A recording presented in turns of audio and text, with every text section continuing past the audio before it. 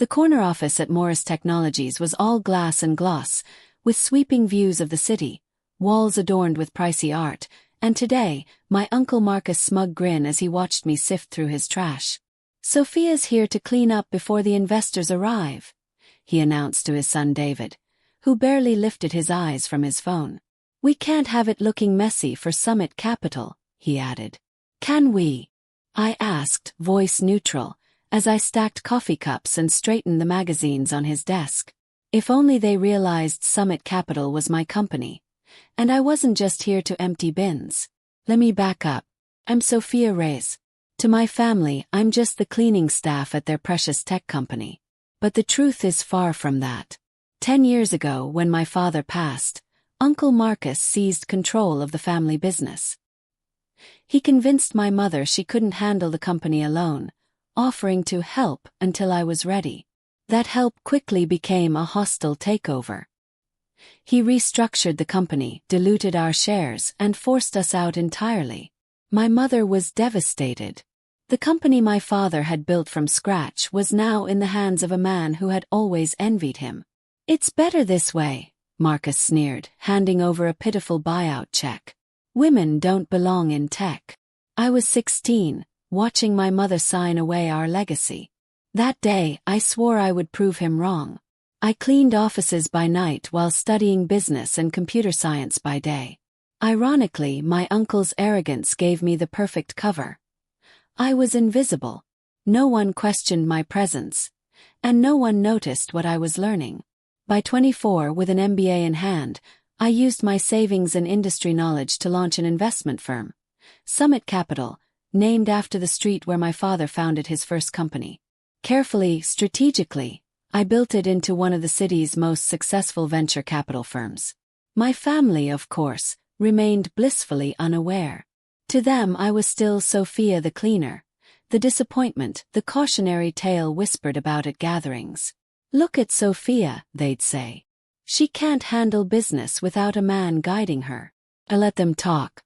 I knew something they didn't. Morris Technologies was collapsing.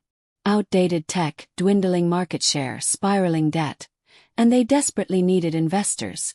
That's why they came to Summit Capital, not realizing it was me on the other side.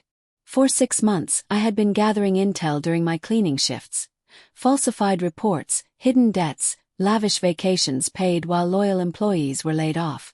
And now, I was emptying the trash one last time before the decisive meeting. "Sophia," Marcus called as I headed toward the door. "Make sure the conference room is spotless. Big people coming." "Yes, Uncle Marcus," I said sweetly. He didn't even glance up. Perfect. The investors wouldn't suspect a thing. I closed the door behind me, suppressing a smile. In my locker downstairs waited a designer suit and heels worth more than Marcus' monthly pay. In my briefcase, the documents detailing exactly how deep Morris Technologies was in trouble, and how effortlessly Summit Capital could seize control. My phone buzzed. A message from my assistant. "Cars are ready, Miss Reyes.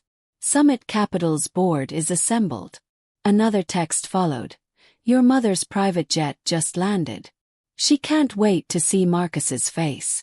Yes, my mother knew everything. She had known for years. We had plotted this together, waiting for the perfect moment. She had mastered the grieving widow act, convincing the family she was weak and helpless. And now the time had finally come. In truth, my mother had been my silent partner at Summit Capital, savoring every moment of our long game. I glanced at my reflection in the office window, still clad in the cleaner's uniform.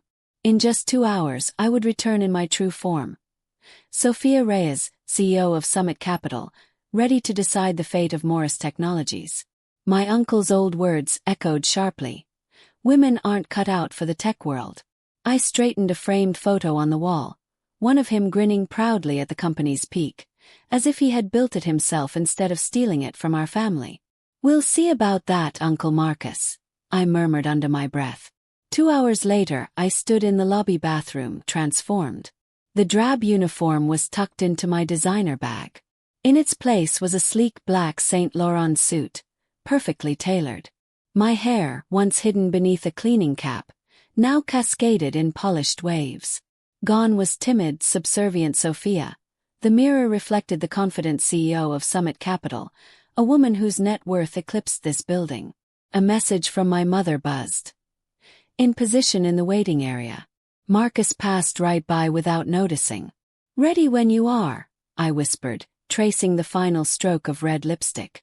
My mother had been flawless for 10 years, playing the fragile widow while quietly amassing power and wealth. The family never questioned her seeming affluence, assuming it came from prudent investments, overseen naturally by me. The conference room was already buzzing with energy. Through the glass walls, I could see Marcus at the head of the table, performing for board members and executives alike. David, still glued to his phone, sat dutifully at his side. Every family member who had dismissed, belittled, and excluded us was here. Timing was perfect. The receptionist, who had seen me mop the lobby just an hour ago, froze when I approached. "I'm here for the Summit Capital meeting," I said smoothly, relishing the confusion in her eyes. Of course," she stammered. "They're expecting Summit Co." "That's me." I handed over my card, watching her eyes widen. Inside Marcus was mid-speech. "Summit Capital will be fortunate to partner with us. Morris Technologies is on the cutting edge of." He stopped, confusion spreading across his face as he tried to reconcile the familiar face before him with the commanding presence before him. "I'm sorry," he barked. "This is a private meeting." Sophia must have forgotten the "do not disturb" sign. "Actually," I said, my voice firm and clear, "I'm exactly where I need to be." I slid my card across the table. "Sophia Reyes, CEO of Summit Capital. Shall we begin?" A stunned silence followed. Marcus' face shifted from red to white to red again. David dropped his phone in shock. Board members shifted uneasily, starting to piece it together. This must be a joke," Marcus sputtered. "You're the cleaning staff." "No, Uncle Marcus," I said, seating myself opposite him. "I'm the CEO of the firm you've been desperately courting for 6 months, though I've also enjoyed gathering some interesting insights during my nightly cleaning shifts." I opened my briefcase, spreading documents across the table. Falsified financial reports, hidden debts, and my favorite, records proving how he unlawfully ousted my mother and me from my father's company a decade ago. "You can't prove," he started. "Oh, but I can." My mother entered gracefully, a thick folder in hand. "Hello, Mother," I said, smiling. "Right on cue." "Marcus," she said, placing the folder firmly on the table, "you might want to check who bought those shares you forced me to sell 10 years ago. Summit Capital has held a majority stake for quite some time now." David leaped to his feet. "This is absurd. She's nobody. She cleans offices." "Correction," I said coolly, locking eyes with him. "I owned the janitorial company that serviced Morris Technologies. I owned the venture firm they'd been begging to pitch. And most importantly, I now controlled a majority stake in this company." I tapped my phone and the projector sprung to life with Summit Capital's holdings. Billions under management, a string of successful exits, and the new line item, controlling interest in Morris Technologies. While Uncle Marcus lectured everyone about how women don't belong in tech, I'd been quietly assembling an empire. Every scrub, every late-night mop, every trash run doubled as due diligence. Every time he passed me without a second glance, I was cataloging vulnerabilities. I stood and let him shrink under my gaze. "And now," I said, letting the words land, "I own what you stole, the company my father built, the legacy you tried to bury." "You can't do this," Marcus whispered, voice trembling. "We're family." My mother laughed, sharp and unamused. "Family? You call it family when you preyed on a grieving widow and forced her to sell? When you pushed out your brother's wife and daughter?" I hit another button. 2 security officers entered the room. "These gentlemen will escort you both to collect your things," I said evenly. "You're terminated, Marcus." "You too, David." David's protest came out broken. No, I cut him off. "I'm reclaiming what's mine." Paused theatrically. "Although, if you're good with a mop, We could always use more help in maintenance. Marcus lunged, rage distorting his features. You little. Careful, I warned. Security is watching, and they work for me. As they were led out, I turned to the stunned board. Shall we talk about the future of Morris Technologies? I have concrete plans. Modernization, real R&D, and leadership that actually values people. The next hour was cathartic. I laid out a roadmap for innovation, ethical governance, and growth. Skeptics at the table shifted toward cautious optimism.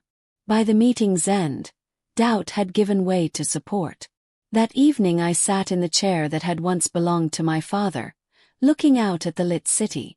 My mother brought 2 flutes of champagne and set one in my hand. Your father would be proud, she said. I smiled, thinking of the decade of small, invisible moves that led here. Was 10 years of cleaning a bit petty, she teased. You built a billion-dollar firm while they pitied you, I replied. Not petty. Strategic. Messages flooded in from relatives. Angry, apologetic, bewildered. I blocked them all with a single swipe. What now? My mother asked. I picked up my father's old nameplate from a drawer. Now we rebuild it the right way. Security reported Marcus had tried to delete server files. I only smiled. Everything had been backed up weeks earlier. Press charges, the head of security asked. No, I said. Let him walk away with nothing but the truth. Tomorrow, the press releases will announce Summit Capital's acquisition and my appointment as CEO. He'll lose what matters most, the illusion of power. I looked at my reflection in the glass, the same panes I'd wiped 1,000 times, then raised my glass to the skyline. You know the best part, said. He spent 10 years looking through me. He never saw that the person he ignored was the one building his undoing. Revenge, I'd learned, was sweetest when it arrived wrapped in success. Not just taking back what was ours, but showing them every day after that the woman they'd dismissed had become everything.